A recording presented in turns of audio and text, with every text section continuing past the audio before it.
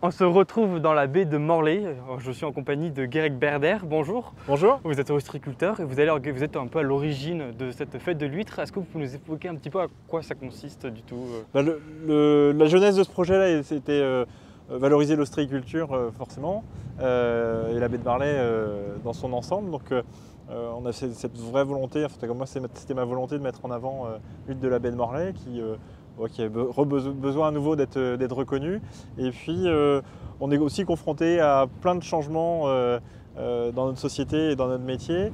Et donc c'était aussi l'occasion d'aborder un peu de façon originale ce métier et l'ostréiculture en général. Voilà. Donc on a essayé de viser très large. L'objectif, c'est vraiment de valoriser finalement ce patrimoine, de montrer concrètement qu'est-ce que c'est être ostréiculteur, c'est ça?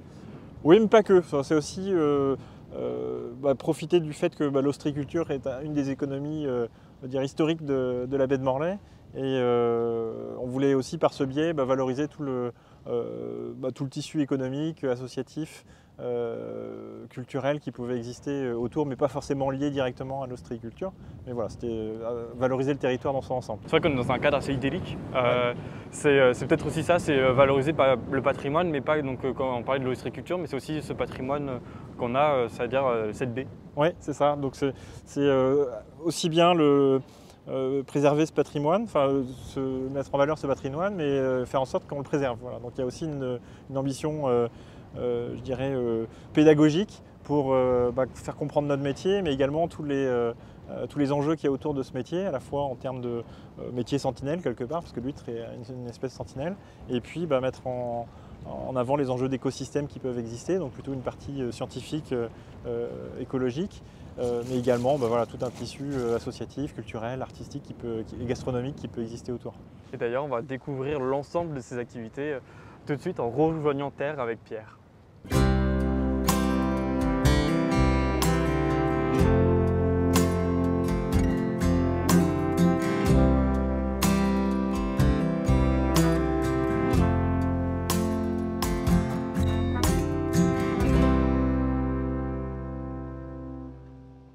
On se retrouve là sur la terre ferme. Pierre Cheminant, bonjour. Vous êtes en charge de la communication de cet événement, mais vous allez nous présenter les différentes activités, parce que c'est 32 activités quand même sur 7 jours, c'est ça? C'est ça, tout à fait. Il y a 32 activités, une trentaine de lieux sur la commune de Carantec pour donc la fête de l'huître de la baie de Morlaix, première édition.